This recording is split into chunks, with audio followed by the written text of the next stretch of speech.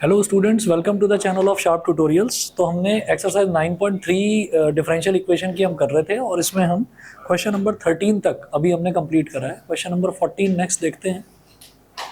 dy by dx is equal to y tan x, y is equal to 1 when x is equal to 0, y is equal to 1 when x is equal to 0। ये तो बाद की condition दे रखी है, पहले इसकी help से मेरे को जनरल सॉल्यूशन निकालना है।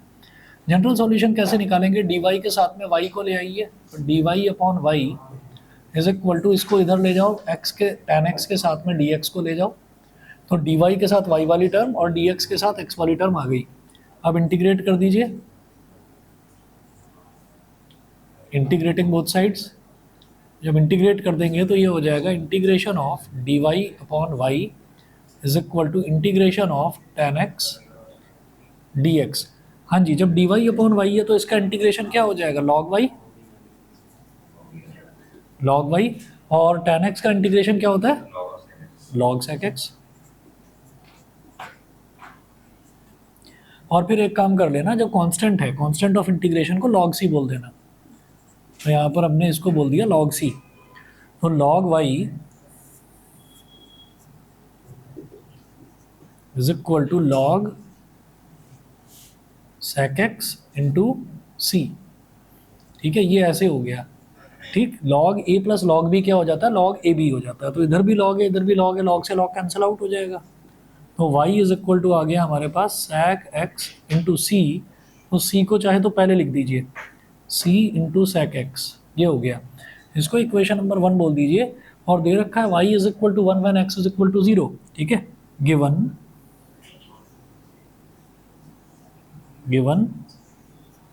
y is equal to 1 when x is equal to 0। तो y की जगह 1 लिखिए, c और cos 0, cos 0 तो 1 होता है, तो इसका मतलब c की वैल्यू कितनी आ गई? 1 ही आ गई। c is equal to 1। Therefore equation 1 becomes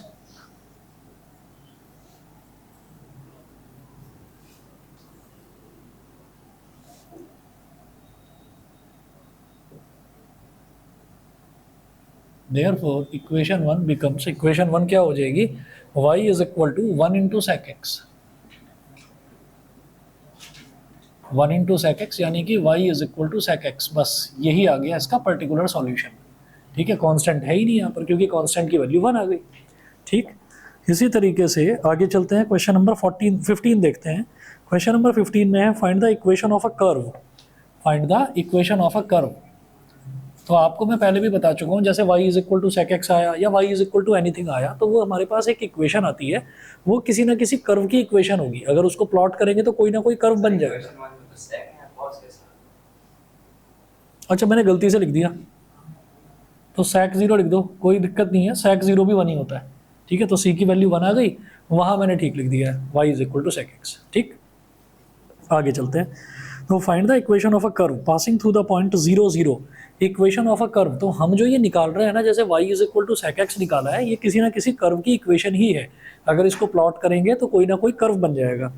अच्छा, तो ये बोल रहे हैं whose differential equation is y dash is equal to e की पावर x साइन x। ठीक है, तो ये देखिएगा क्या दे रखा है। Given differential equation,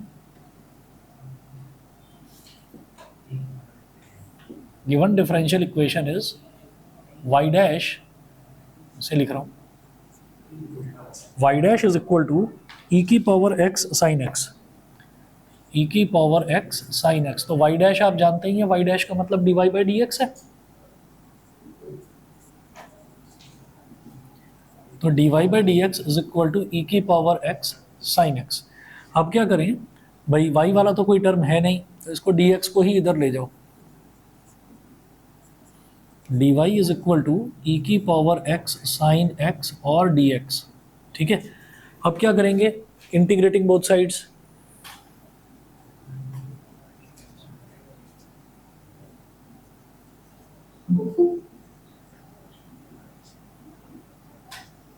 integrating both sides, ठीक, दोनों तरफ इंटीग्रेट करें, तो integration of dy is equal to integration of e की पावर x साइन x और dx। दोनों तरफ आपने इंटीग्रेट कर दिया। अब जब आप इंटीग्रेट करेंगे तो dy का इंटीग्रल तो आपको पता है, dy का इंटीग्रल तो सीधा सीधा y है, लेकिन जब e की पावर x sin x करेंगे तो इसमें बाई पार्ट्स लगाना होगा। और बाई पार्ट्स में ये वाला क्वेश्चन मैंने आपको खास तौर पर बताया था कि e की पावर x के साथ sin x दे रखा हो या e की पावर x के साथ cos x, तो e की पावर x वाले को फर्स्ट फंक्शन मानते हैं, ठीक है। तो हम क्या करेंगे, इसको बोल देंगे इक्वेशन नंबर 1, ठीक है।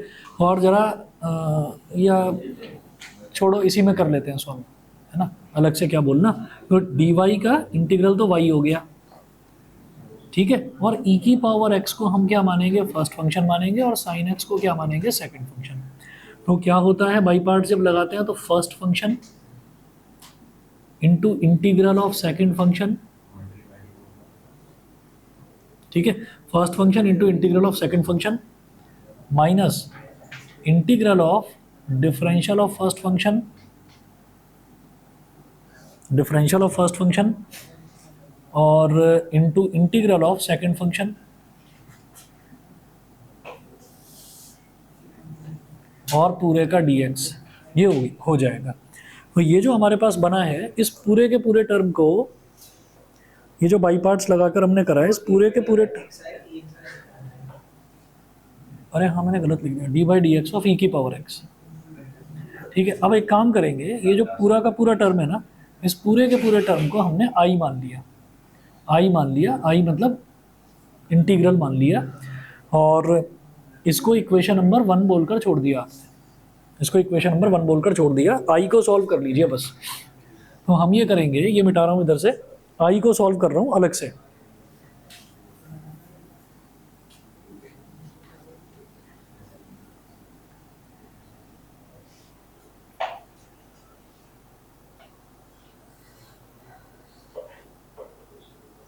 तो हम आई को अलग से सॉल्व कर रहे हैं, देखिएगा,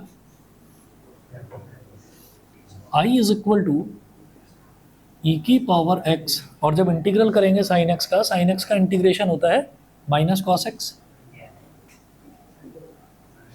minus cos x minus integration of d by d x of e की पावर एक्स। तो ई की पावर एक्स का डिफरेंशियल क्या होगा, ई की पावर एक्स ही होगा, और इंटीग्रेशन ऑफ साइन एक्स का इंटीग्रल क्या हो जाएगा, माइनस कॉस एक्स हो जाएगा,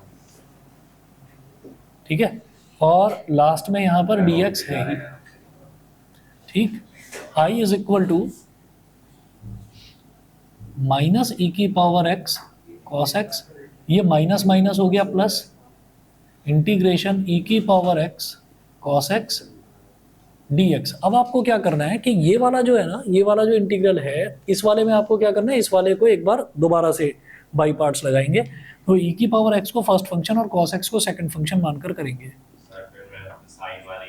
हाँ हाँ, माइनस ई की power x cos x plus फिर फर्स्ट फंक्शन ई की power x, first function as it is, into integral of second function.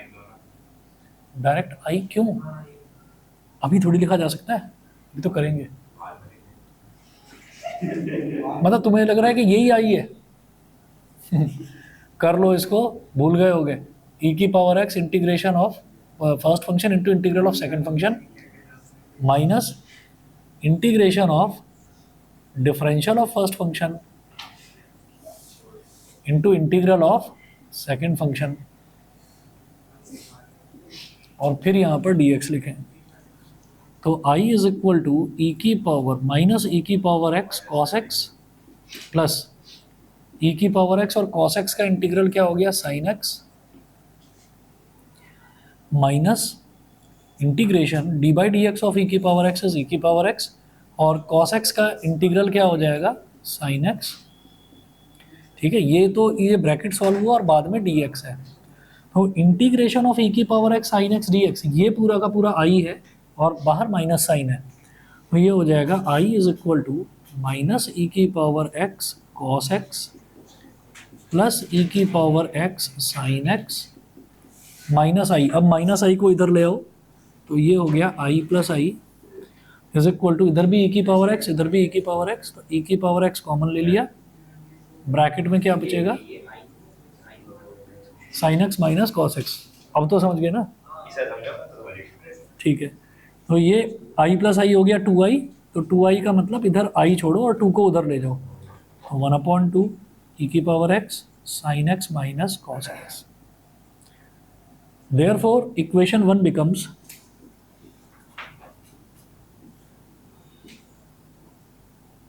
Equation 1 ही हमारा जनरल सॉल्यूशन है, तो ये क्या हो जाएगा, y इज इक्वल टू, ये पूरा ही जो है ये i के बराबर था और i की वैल्यू ये आ चुकी है, तो 1/2 e की power x sin x minus cos x और प्लस c जरूर करेंगे, प्लस c। तो हमारी इक्वेशन नंबर 1 ये बन गई, सिंप्लीफाई होकर इक्वेशन नंबर 1 ये बन गई। यहाँ तक बताइए क्लियर है। अब मैंने आपको ये बताया कि जैसे यहाँ पर आया था y is equal to sec x आया था, तो ये क्या है, ये किसी ना किसी कर्व की इक्वेशन आई है, जो इसका सॉल्यूशन आया है ना वो किसी ना किसी कर्व की इक्वेशन आता है।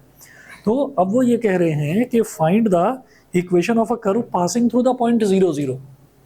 पासिंग थ्रू द पॉइंट 0 0 का मतलब x की वैल्यू भी 0 लेंगे और y की वैल्यू भी 0 लेंगे और वो लेकर आपको c की वैल्यू निकालनी है, तो पर्टिकुलर सॉल्यूशन बन जाएगा। ठीक है, तो आप यहाँ पर ये कहेंगे इधर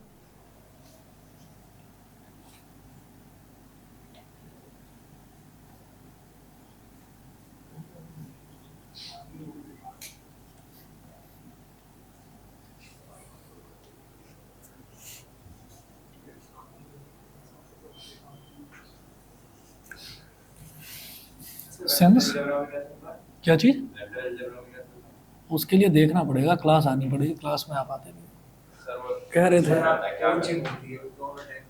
दोनों ही दिन रोज रहती है। अच्छा, तो अभी निकालते हैं इसका भी कुछ सॉल्यूशन। सिंस दिस कर्व 6 घंटे की ना ले लूं, है ना, हाँ चक्कर आ जाएंगे, तो नहीं मुझे। Since this curve passes through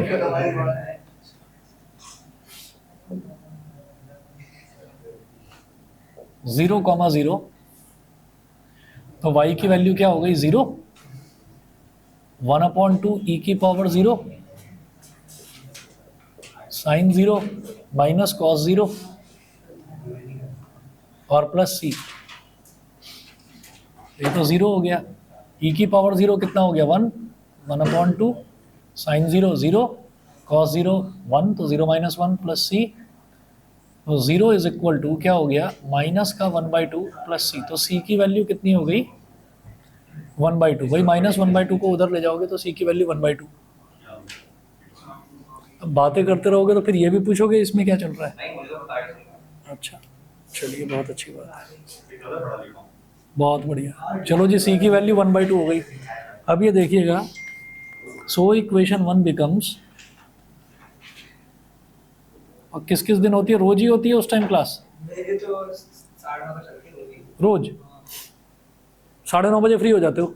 अरे भाई कोई फिक्स नहीं होता, 9:40 पौने 10 मैक्स टू मैक्स खाना भी खाना होता है। खाना थोड़ा पहले खा लो, खाना थोड़ा पहले खा लो। जब ट्यूशन हो रहा होता सर देखो, मैं आपको अपनी शेड्यूल बताऊं, 6:30 में आके जाऊंगा, हाँ 7 बजे मैं कोचिंग शुरू हो जाएगी, हाँ, फिर मैं उठता हूँ 9:40 9:50, फिर मैं खाना वाना खाता हूँ। या तो बहने वहां जाएगा। रोज ही चल रहा है ये काम।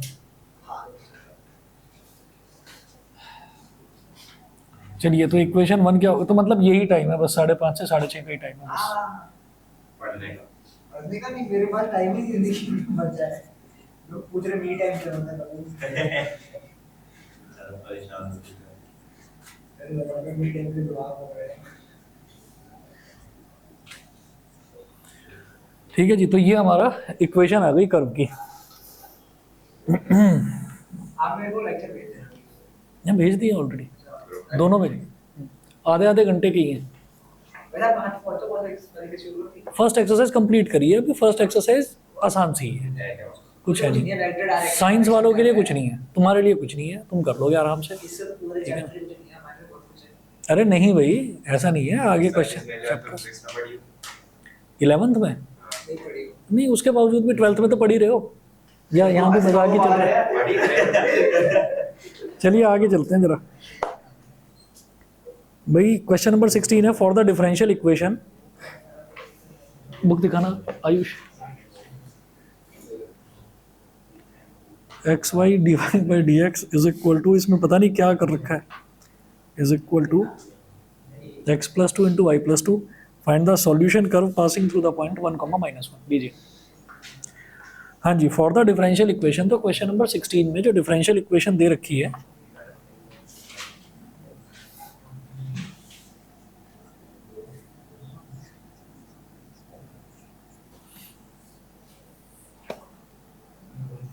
xy dy by dx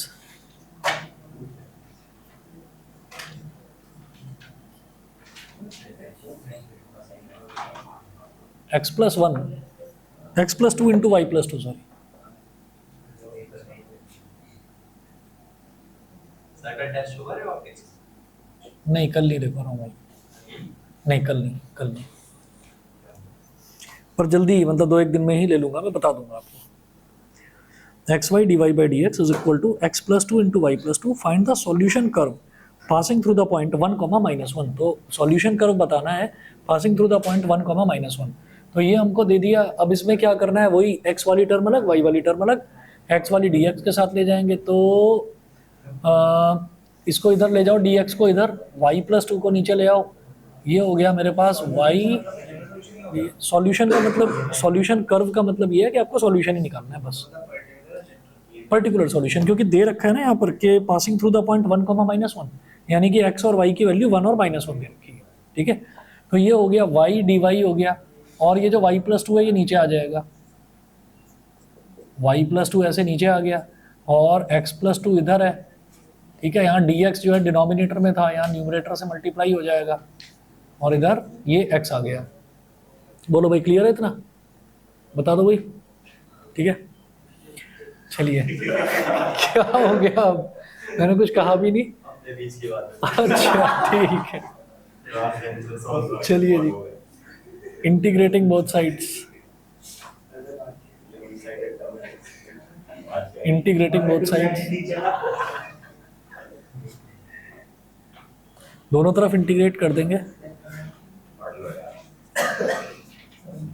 तो ये y अपॉन y+2 है, तो इसको ऐसा कर दें कि y+2 अपॉन y+2।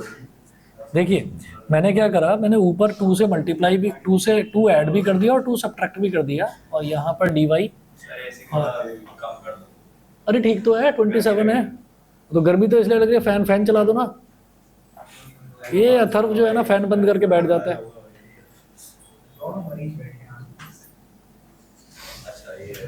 किसकी तबीयत खराब है? तुम्हारी भी? ये तो पहले नहीं आया था। अच्छा अच्छा अच्छा। यार पता है हाँ कल क्या हुआ? ओए यार ठीक है भाई, मैं बता रहा हूँ, तुम मिलेगा ना अभी नीचे।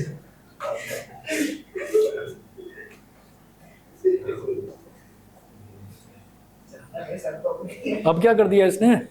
बताओ भाई। नहीं, पेन मत घुसेड़ना भाई। और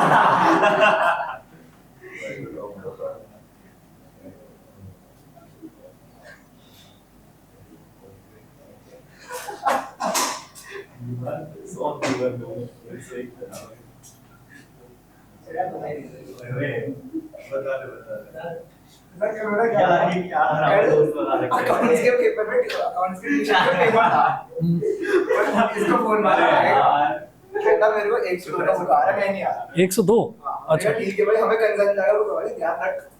और विधान ट्यूशन से मारने के लिए हमने इसे फोन किया कि भाई अगर थोड़ी तबीयत ठीक हो तो एक राउंड मारने आ जा नीचे। मेरा मन हो इसमें मना कर दिया। उसके 5 मिनट बाद इस बंदे का फोन आता है हमें, क्या कहता है भाई 7 बजे फ्री में रोड खाने चल रहे हैं। अच्छा भाई कहाँ? और अच्छा मेरा पैदल। औरा में कौन है? तुम्ही ने तो बताया था तीखा जायका में बहुत अच्छा मिलता है।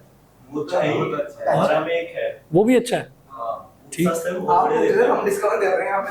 ठीक है ठीक है ठीक है। अगर ये सोचो नीचे 100 मीटर चलने को तैयार नहीं है, ये बंदा 800 मीटर और चल के जाएगा, 102 चल के वापस आएगा। 102 बुखार है, इसी डेडिकेशन इसी को बोलते हैं, है ना। इंटीग्रेशन कौन सा होता है? मैं समझ आता। अच्छा ये समझ गए भाई, ये क्या है, ऐसा क्यों करा? स्प्लिट कर देंगे y+2 upon y+2।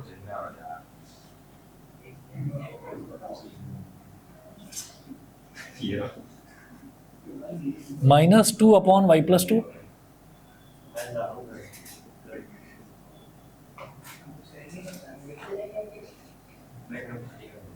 Is equal to, अच्छा ये x से x कैंसिल आउट हो गया तो ये 1 प्लस 2 अपॉन एक्स इंटीग्रेशन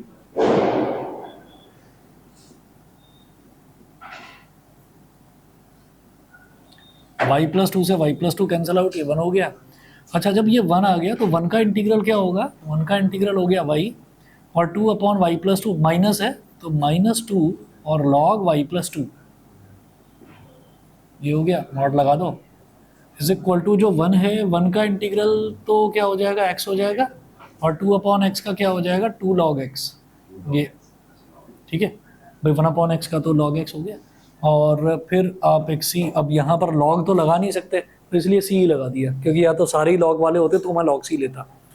तो अब एक काम और करा जा सकता है कि ये जैसे 2 लिखा हुआ है ना, इसको y प्लस 2 का स्क्वायर कर दिया जाए।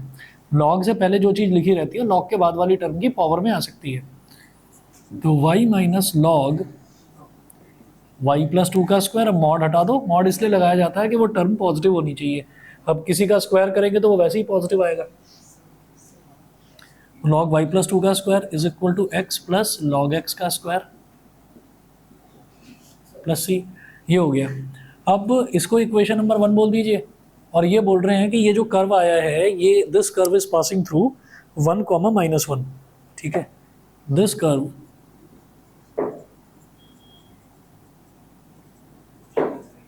is passing through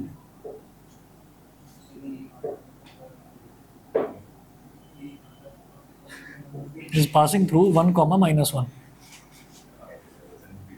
तो इसका मतलब x की वैल्यू 1 है और y की वैल्यू -1 है, तो -1 माइनस लॉग y है -1 तो -1 plus 2 square is equal to x क्या है 1 प्लस log x क्या है again 1,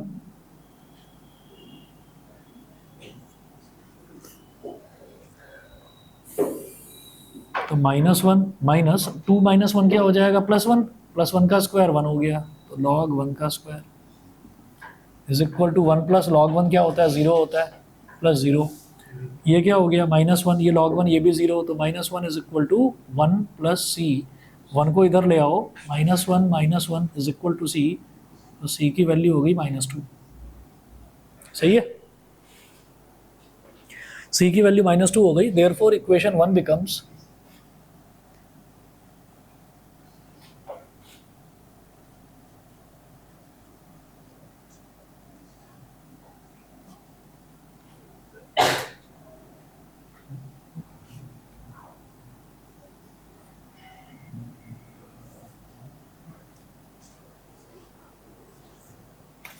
therefore equation 1 becomes, equation 1 क्या हो जाएगी वो देखिएगा, y और ये माइनस लॉग y प्लस 2 का होल स्क्वायर है ना, इसको तो उस तरफ ले जाओ, तो ये हो जाएगा हमारे पास x plus log x square plus log y plus 2 का स्क्वायर और प्लस c की वैल्यू हम -2 निकाल चुके हैं, इसको ऐसे लिख लो, y इज इक्वल टू, देखिए क्या है log a plus log b, तो log a plus log b क्या हो जाएगा, log a भी, दोनों टर्म्स मल्टीप्लाई हो जाएंगे, तो x plus log x square into y plus 2 का स्क्वायर और c की वैल्यू -2 हो गया, सही है। चलिए जी, इसके बाद देखिएगा ये हमारा हुआ क्वेश्चन नंबर 16। क्वेश्चन नंबर 16 के बाद में क्वेश्चन नंबर 17 देखिएगा। क्वेश्चन नंबर 17 में क्या बोल रहे हैं, find the equation of a curve passing through the point 0, -2 given that at any point x, y on the curve the product of the slope of its tangent and y coordinate of the point is equal to x coordinate of the point. ठीक है, तो ये जो कहानी लिखी हुई है इसको समझना है, पानी देता हूँ अभी। ठीक है, क्वेश्चन नंबर 17 अभी बताता हूँ आके, 1 मिनट रुकिए बस।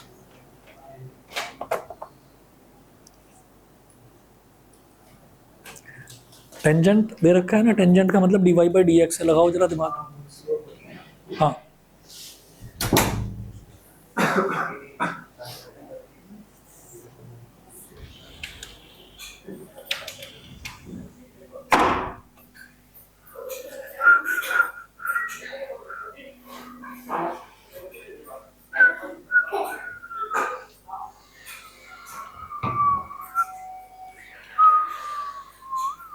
हाँ जी,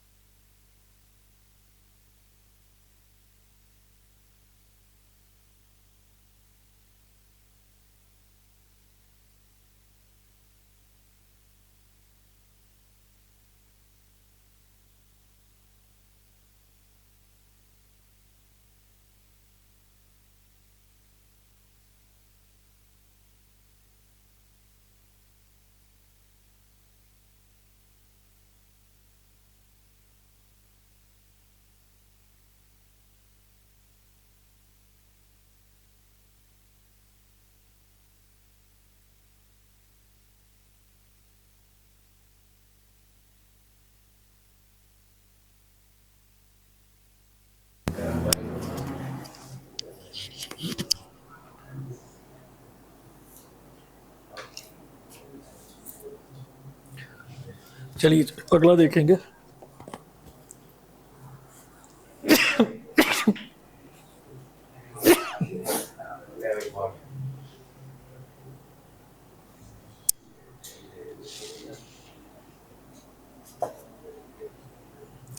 मेरे पास बताओ ऐसे क्वेश्चन करेंगे तो ठीक है, कोई स्टेटमेंट आनी चाहिए। ठीक तो है, कोई स्टेटमेंट नहीं है चैप्टर नहीं बस लास्ट में ये लिख देना कि equation of the curve, required equation of the curve is this, बस। मैं सीरीज तक करने शुरू कर रहा हूं।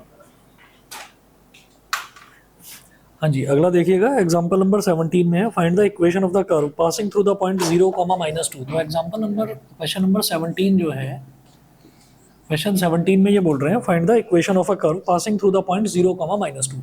तो 0, -2 से वो पास होना चाहिए जो भी कर्व आएगा। Given that at any point x y on the curve the product of the slope of its tangent,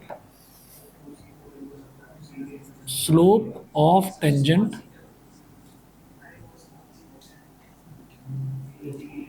slope of tangent होता है dy by dx at any point the product of the slope of its tangent and y coordinate of the point, and y coordinate of the point यानी कि y is equal to the x coordinate of the point is equal to x। तो ये दे रखा है।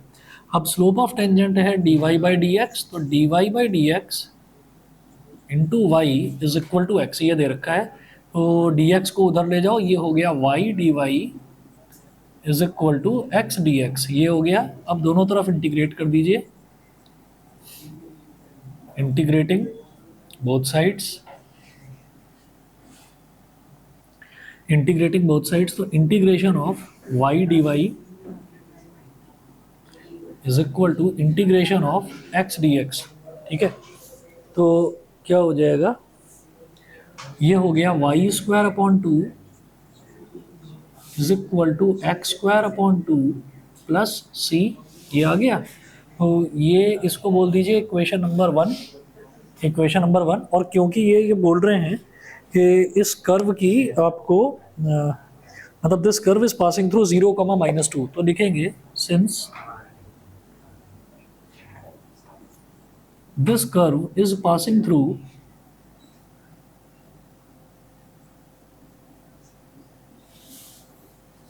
since this curve is passing through 0, -2, therefore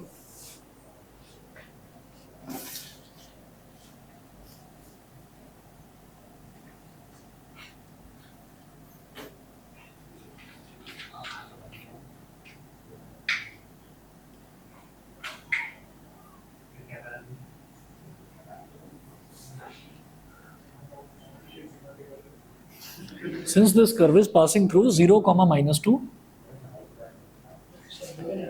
therefore जो x है x की जगह पर तो डालेंगे 0 और y की जगह पर -2, तो -2 का square upon 2 is equal to 0 का स्क्वायर अपॉन 2 प्लस c, तो -2 का स्क्वायर क्या हो जाएगा 4/2 is equal to 0 plus c, तो 2 2 ज़ा 4, तो c की वैल्यू क्या आ गई 2 आ गई। सो equation 1 becomes y square by 2 is equal to x square by 2 plus 2। अब क्या करें एलसीएम ले लीजिए, ये हो गया y square by 2 plus is equal to x square plus 2 2 ज़ा 4 अपॉन 2, 2 से 2 कैंसिल आउट हो गया, तो y इज इक्वल टू आ गया √x² प्लस 4। आंसर चेक कर लेना, यही होना चाहिए। मैंने वहाँ पे इक्वेशन में ये कॉमन करके वो कर दिया था। इसमें क्या कर दिया? मैंने वहाँ पे किया था कि जो x स्क्वायर वाली साइड है ना, अबे जो x स्क्वायर की जगह हाफ को कॉमन लिया और फिर उस वाली साइड से काट दिया। हाँ हाफ, हो गया। हाँ हाफ को कॉमन लोगे तो वो तो 2c हो जाएगा, उसको भी c मान लो, कोई नहीं, ठीक है चलेगा चलेगा चलेगा।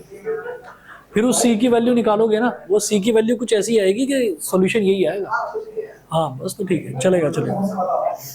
चलिए जी, अगला क्वेश्चन देखिएगा। अगला क्वेश्चन दे रखा है क्वेश्चन, अरे सुन लीजिए भाई, अरे सुन लो भाई, मजाक में मत लगो तुम, एक तो वैसे ही टाइम कम है। At any point xy of a curve, the slope of the tangent is twice the slope of the line segment joining the point of contact to the point -4, -3. Find the equation of the curve given that it passes through -2, 1. At any point xy of a curve. तो एक curve बनाते हैं, पहले समझना कि question में दे क्या रखा है।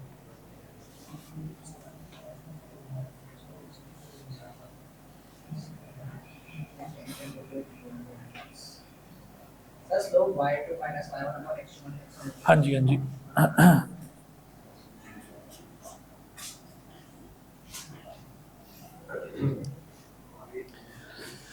अब सुनिएगा इसमें क्या दे रखा है क्वेश्चन नंबर 18 में। At any point x y of a curve, तो मान लो कि कर्व ऐसे है, ऐसे है कर्व, और इस कर्व पर कोई एक पॉइंट है x, y, x, y एक कोई पॉइंट है। At any point x y of a curve the slope of the tangent is twice slope of the tangent. तो ये टेंजेंट बना दिया हमने, इसका स्लोप क्या होता है dy/dx। तो मैं लिख रहा हूं इधर slope of tangent, slope of tangent at any point xy of a curve, the slope of the tangent is twice the slope of the line segment, is twice the slope of line, twice the slope of line segment joining the point of contact to the point -4, -3। तो जिस point पर tangent पड़ रहा है ना, tangent जिस point पर पड़ रहा है वही पॉइंट ऑफ कांटेक्ट होता है। तो पॉइंट ऑफ कांटेक्ट क्या है x, y। तो पॉइंट ऑफ कांटेक्ट को एक लाइन जोड़ रही है, और वो किस पॉइंट पर जोड़ रही है -4, -3, joining the point of contact to -4, -3। समझ गए? तो ये हो गया x1 y1, ये हो गया x2 y2, स्लोप निकाल लेंगे. Is twice the slope of tangent is twice the slope of the line segment joining the point of contact to the point -4, -3. तो slope of line joining xy and -4, -3. Slope of tangent बोलिए dy/dx is equal to 2 multiplied by slope of line joining this. तो क्या हो जाएगा? आप चाहे तो इसको x1 माइनस इसको x2 y2 मान लो, चाहे इसको x2 y2 मान लो, मर्जी है.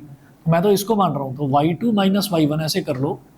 ये क्या हो जाएगा? y minus -3 upon x2 minus x1, तो x minus -4, x minus -4.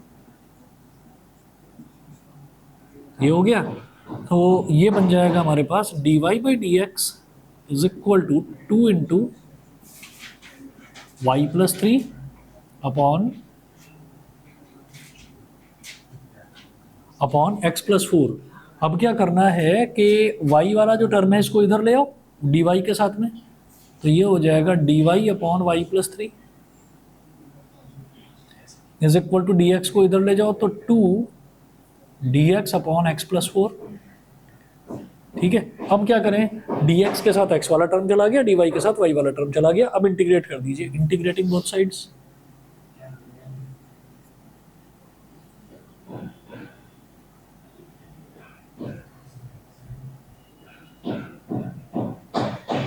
Integrating both sides, दोनों तरफ इंटीग्रेट करें.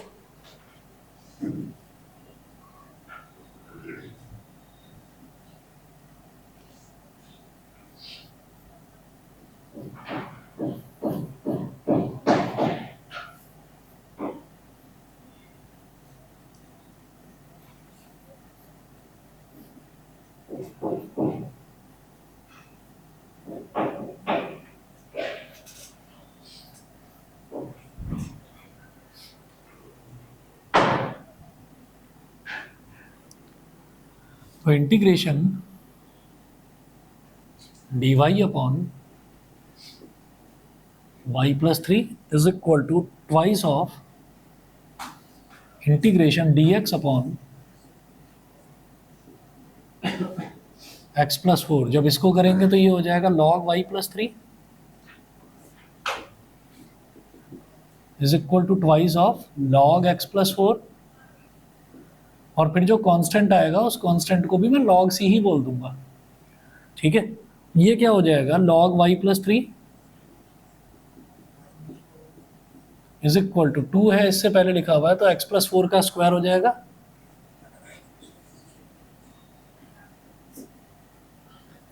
Plus log c. तो हम जानते हैं log a plus log b क्या हो जाता है? log ab. तो ये हो जाएगा log y+3 is equal to log c into x+4 का होल स्क्वायर. अब इसको इक्वेशन नंबर 1 बोल दिया. और इन्होंने बोल रखा है लास्ट में, इन्होंने बोला find the equation of the curve given that it passes through -2, 1. तो ये जो कर्व है ये -2, 1 से पास कर रहा है. ठीक है. तो हम ये कहेंगे कि since it passes through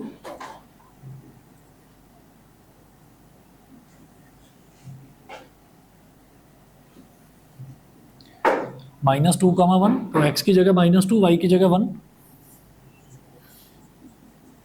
log 1+3 is equal to log c into, अच्छा एक्चुअली log से तो log हट ही जाना चाहिए था, log से तो log हट जाएगा. ये y+3 is equal to c into x+4 का स्क्वायर हो जाएगा. तो y+3 is equal to c into x+4 का स्क्वायर. तो y कितना है भाई? 1. तो 1+3 is equal to c into -2 + 4 का square. 1+3 is 4 is equal to c into 4 - 2 is 2, 2 का स्क्वायर इज 4. तो 4 से 4 कट गया तो c की वैल्यू आ गई 1. Therefore equation 1 becomes log y+ log हटा लीजिए, y प्लस 3 है ना, log है, log से log हट गया, y plus 3 is equal to, c तो 1 है तो x प्लस 4 का होल स्क्वायर, ठीक है, या ऐसे लिख सकते हैं y is equal to x plus 4 का होल स्क्वायर माइनस 3। सही है, चलिए जी ये हो गया। इसके बाद क्वेश्चन नंबर 19 देखिएगा। क्वेश्चन नंबर 19 में क्या दे रखा है, 19 में दिया है the volume of a spherical balloon being inflated changes at a constant rate. The volume of a spherical balloon being inflated changes at a constant rate. तो वॉल्यूम जो है वो कांस्टेंट रेट पर चेंज होती है, तो मैंने dv बाई dt इसको मैंने कांस्टेंट मान लिया, c के बराबर मान लिया। If initially its radius is 3 units and after 3 seconds it is 6 units, find the radius of balloon after t seconds. आपको रेडियस बताना है t सेकेंड्स के बाद में।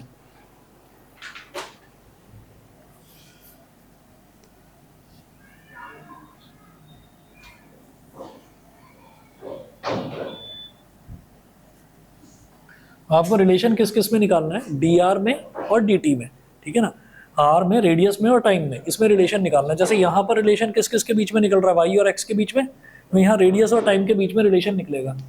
तो ये देखिएगा, the volume of a spherical balloon being inflated changes at a constant rate.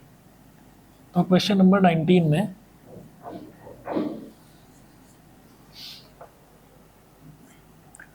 Changes at a constant rate, तो dv by dt is equal to constant k, bracket में लिख रहा हूं यहां पर मैं, k क्या है, कोई कांस्टेंट है, तो dv by dt is equal to k हो गया, k है कोई भी कांस्टेंट। उसके बाद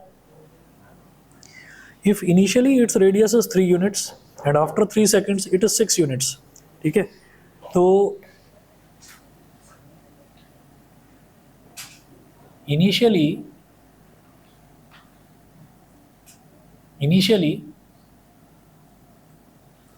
radius is 3 and after 3 seconds, तो इनिशियली रेडियस इज 3 तो टाइम क्या होगा, 0। इनिशियली तो टाइम को 0 लिया जाता है। Initially radius is 3, time is 0 and after 3 seconds, 3 seconds के बाद, ये तो इनिशियली हो गया, इधर लिख देंगे फाइनली। फाइनली मतलब t की वैल्यू अब हो गई 3 सेकेंड्स, ये 0 सेकेंड्स था, तो रेडियस कितना हो जाता है बढ़कर 6 सेकेंड्स हो जाता है, ठीक है। अच्छा जी, उसके बाद ये बोल रहे हैं find the radius of the balloon after t seconds. तो radius of the balloon after t seconds, ठीक है, तो मेरे को रेडियस निकालना है आफ्टर t सेकेंड्स। तो हम क्या करेंगे कि एज वी नो दैट, लिखिएगा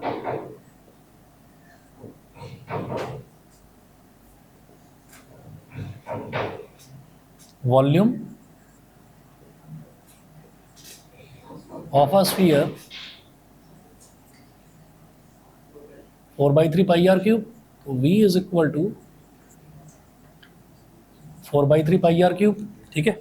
तो डिफरेंशिएटिंग बोथ साइड्स, डिफरेंशिएट कर दीजिए दोनों तरफ, तो dv by dt both sides with respect to t, time के रिस्पेक्ट में दोनों तरफ डिफरेंशिएट कर दीजिए। तो dv by dt is equal to 4/3 pi as it is रहा, और जब r क्यूब को डिफरेंशिएट करेंगे तो ये क्या हो जाएगा 3r स्क्वायर और dr बाई dt, ये हो गया।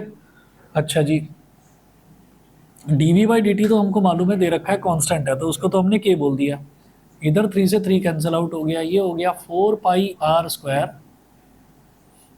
dr by dt। यहाँ तक बताइए, यहाँ तक क्लियर है, यहाँ तक सभी को क्लियर है, ठीक है।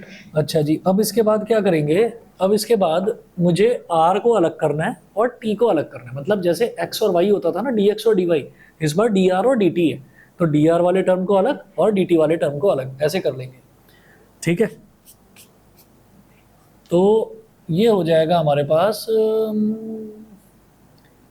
k अपॉन 4 पाई, 4 पाई न्यूमरेटर में था तो इधर जाकर डिनोमिनेटर में चला गया, dt डिनोमिनेटर में था तो इधर न्यूमरेटर में आ गया, is equal to r square dr, is equal to r square dr। यहाँ तक बता दीजिए, यहाँ तक क्लियर सभी को, ठीक है। अच्छा जी, उसके बाद हम ये कहेंगे कि अब इंटीग्रेट कर दीजिए, इंटीग्रेटिंग बोथ साइड्स, जब दोनों तरफ इंटीग्रेट करेंगे तो इंटीग्रेशन k अपॉन 4 पाई और dt is equal to integration r square dr। ठीक, तो k अपॉन 4 पाई कॉन्स्टेंट है, इसको मैंने बाहर निकाल लिया, और dt का इंटीग्रल क्या हो गया t इज इक्वल टू ये क्या हो गया r cube, r cube by 3 और प्लस का c, ये हो गया। ठीक है, तो इंटीग्रेट तो हो गया। इंटीग्रेट होने के बाद में अब ये इक्वेशन नंबर 1 आ गई। अब ये क्या बोल रहे हैं कि find the radius of the balloon after t seconds, r निकालना है, t सेकेंड्स के बाद निकालना है। ठीक है, तो t को तो t ही रहने देंगे और r की वैल्यू निकालनी है, जैसे y is equal to something निकालते थे ना, तो y निकालना है, x को x ही रहने देना है। तो क्या बोल रहे हैं, आफ्टर t सेकेंड्स, मतलब r निकालना है, t को t ही रहने देना है। नहीं समझे मेरी बात? r और t की टर्म्स में आएगा, तो आपको r निकालना है बस। ठीक, अब सुनिए, अब हमारे पास दो अननोन है, तो कंडीशन भी तो दो ही दे रखी है, वो यूज कर लेंगे। तो k और c ये दोनों निकालने हैं, तो हम क्या करेंगे,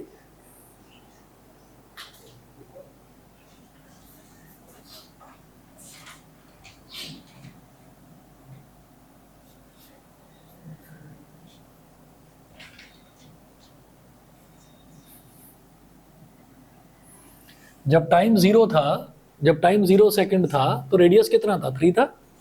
तो यहां लिखेंगे at t is equal to 0 seconds r is equal to 3 units.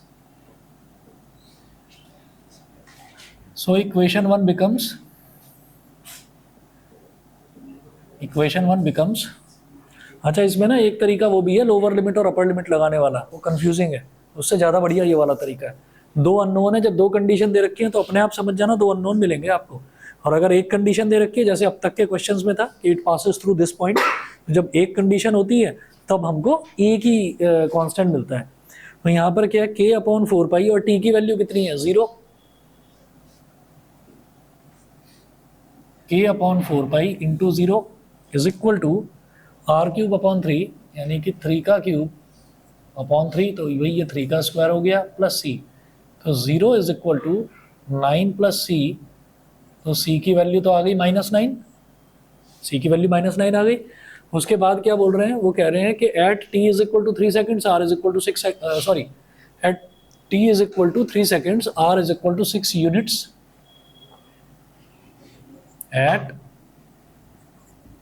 t is equal to 3 seconds r is equal to 6 units. ठीक है, तो इक्वेशन 1 बिकम्स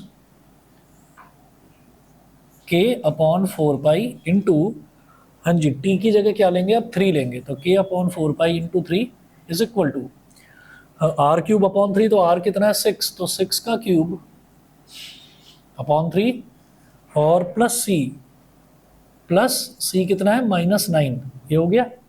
ठीक, अब ये हो गया k upon 4 pi into 3 is equal to, जरा इसको सिंप्लीफाई करते हैं, 6 6 36 क्या होता है, 216, ये होता है ना, 3 7 3 2, तो k into 3 upon 4 pi is equal to 72 minus 9 कितना हो जाएगा, 63, और 3 21 63, इसको उधर ले जाओ तो k की वैल्यू कितनी आ जाएगी, 21 4 84 पाई। और सिंप्लीफाई करना चाहें तो सिंप्लीफाई क्यों कर रहा हूँ, नहीं तो पाई की टर्म्स में ही छोड़ देता, क्योंकि पता है कि 7 से डिवाइड हो जाएगा 84। ठीक है, इसलिए कर रहे हैं। 84 इंटू 22 अपॉन 7, तो 7 12 होता है, तो इसकी वैल्यू कितनी हो गई, 12 2 24, 12 2 24 और 2 264, तो k की वैल्यू आ गई 264। तो दो कॉन्स्टेंट्स थे, दोनों की वैल्यू आ गई। अब r की वैल्यू निकालनी है t की टर्म्स में, ठीक है, उन्होंने पूछा है, देखिए फाइंड द रेडियस, पूछ रहे हैं find the radius of the balloon after t seconds.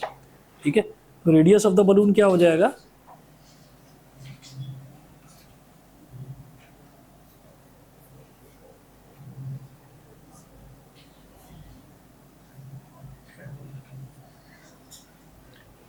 यहां लिखेंगे therefore radius of the balloon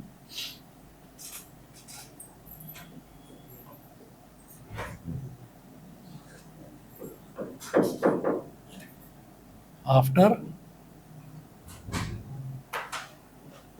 t seconds will be, यहां से निकालेंगे तो k अपॉन, अरे k को 84 पाई ही लिखेंगे, k अपॉन 4 पाई दे रखा है ना, हाँ 84 अपॉन पाई ही लिखेंगे, 84 पाई सॉरी 84 पाई अपॉन 4 पाई